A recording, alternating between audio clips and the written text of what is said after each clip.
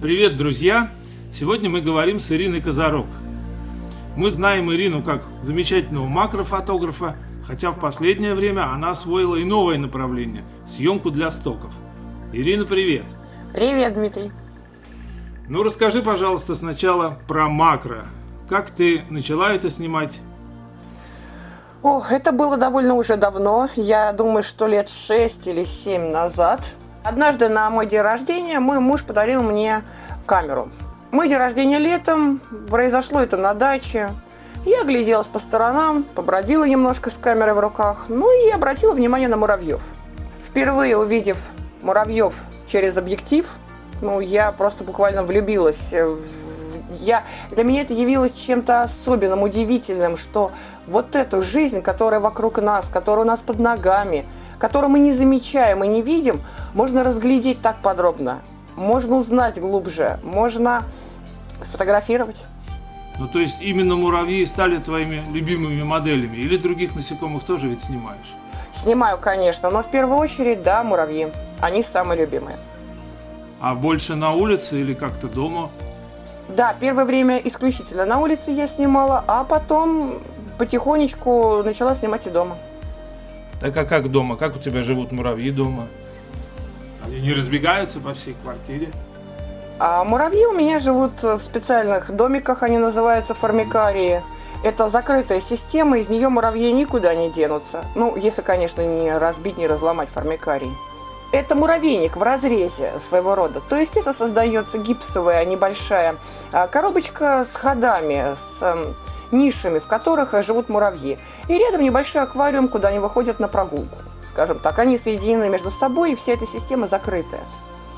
Хорошо, но я же вижу снимки, они как постановочные, как студийные, здесь и свет, и цвет, и явно это снято не внутри формикария. Да, конечно, я приглашаю их позировать передо мной на столе, если я снимаю дома.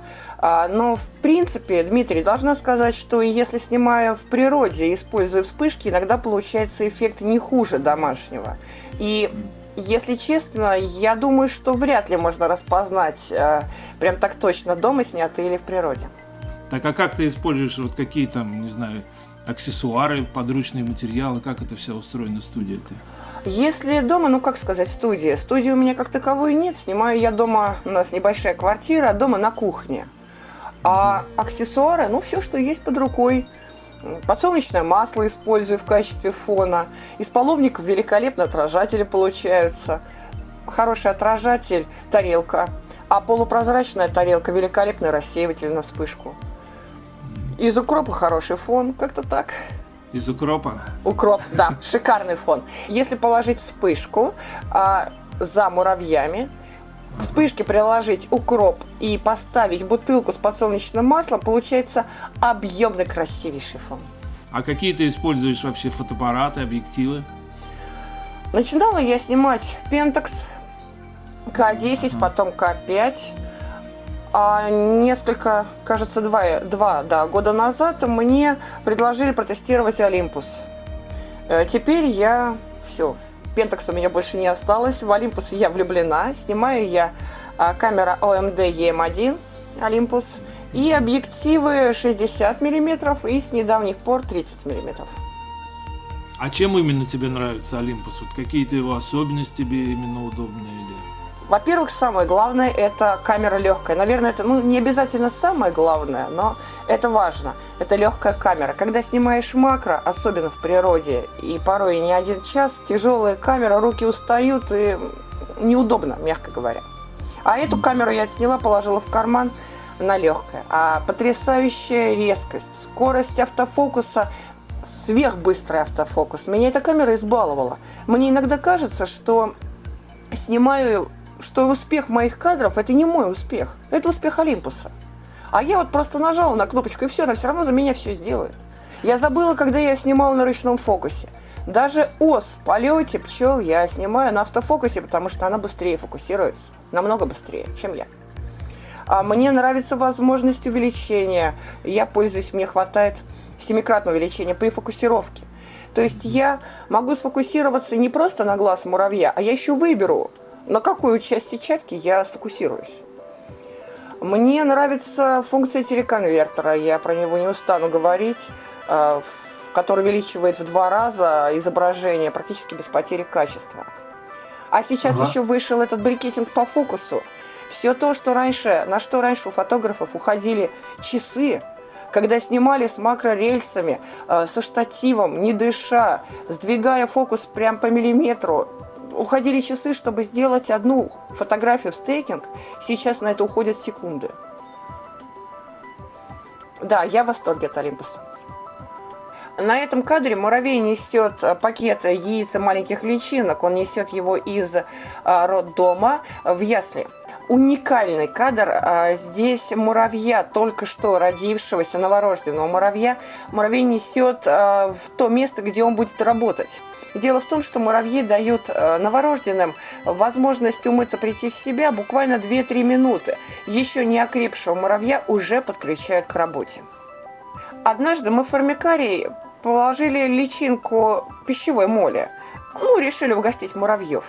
И, к нашему удивлению, муравьи вместо того, чтобы ее съесть, вдруг резко бросили все свои дела и стали ухаживать за личинкой.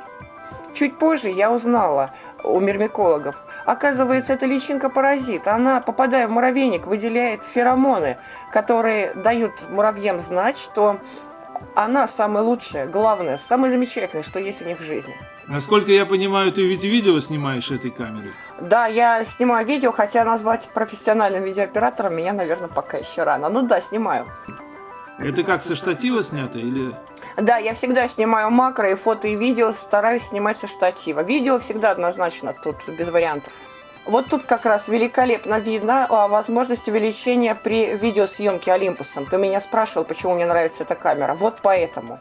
Уникальные моменты, как листорез отрезает лист, работая челюстями мощными. Возможность это заснять, это просто потрясающе. Это снято в природе. Муравьи отражают атаку. Я их немножечко дразнила рукой, и вот они так весьма бурно реагируют. Они готовятся атаковать меня кислотой. Вот как раз это видео снято через стекло формикария.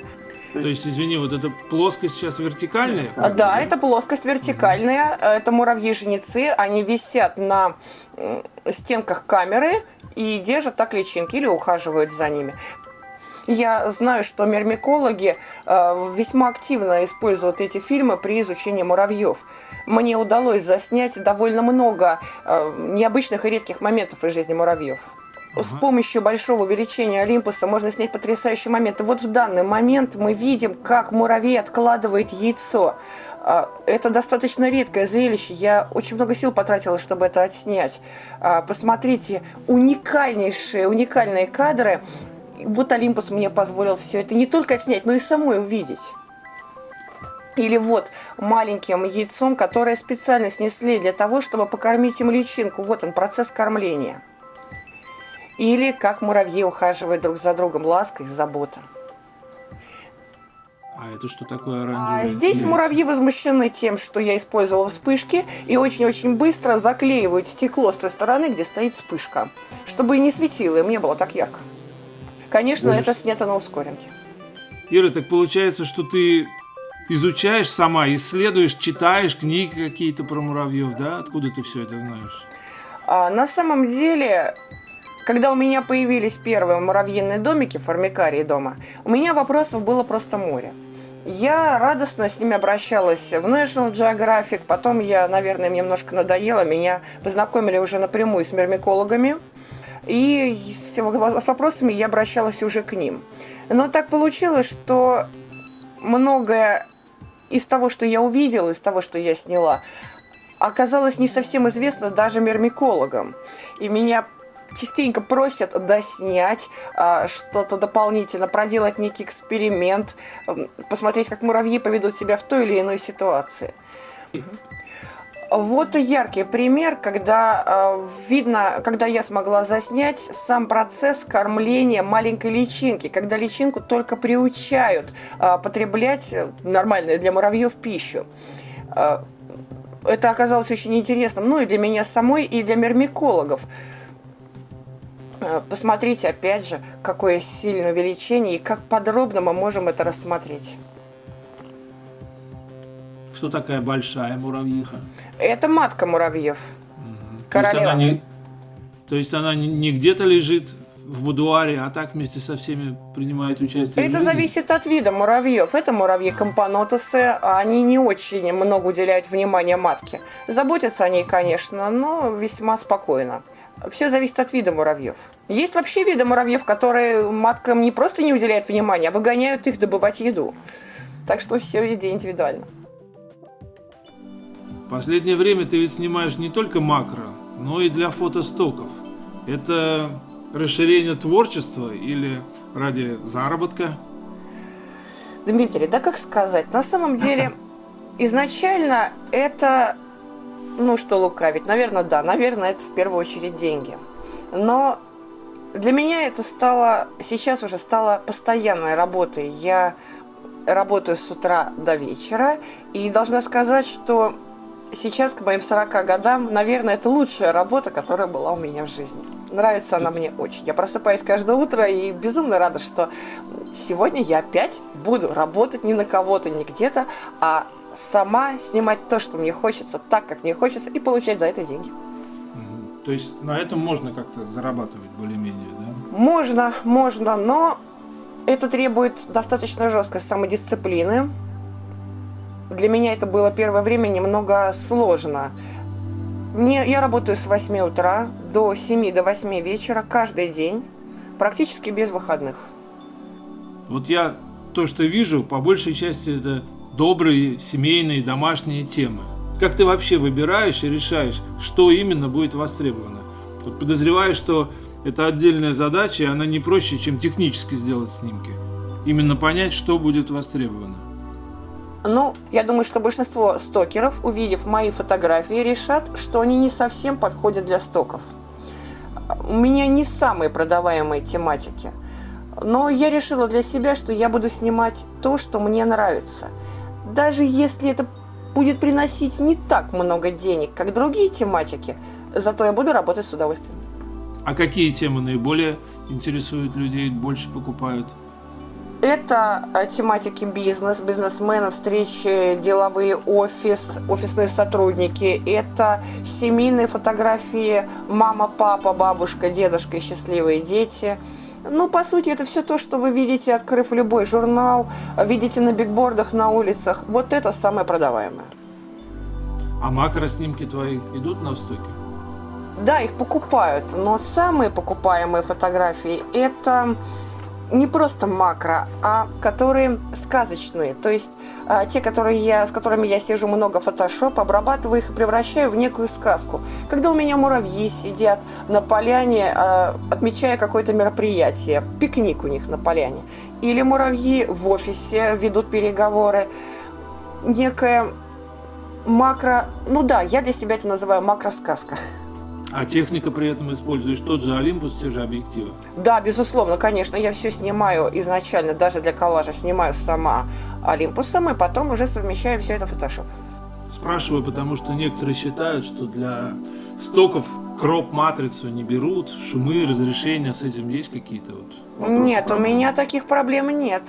Качество фотографии инспекторов всегда устраивает, и покупателей тоже. Что бы ты посоветовала тем, кто хочет заняться работой со стоками? Мне кажется, что когда фотографы снимают, да неважно, что они снимают, они могут снимать на улице стрит-фотографии, они могут снимать пейзажи, макро, все что угодно, и кладут эти фотографии в стол или в лучшем случае выкладывают их в ВКонтакт, в Facebook, в какие-то соцсети, и на этом все, мне кажется, не совсем правильно. Дело в том, что они сделали фотографию. В конце концов, у них сработал затвор, использованы ресурсы, камеры. Почему эта фотография должна лежать в столе? Ее нужно выкладывать на сток. Никто не говорит о том, чтобы человек работал с утра до позднего вечера ради стоков. Есть фотография. Выложите. Пускай она будет приносить немного, но одна фотография, вторая, третья. Глядишь, через некоторое время новый объектив. Почему нет? Спасибо, Ир, прекрасный совет.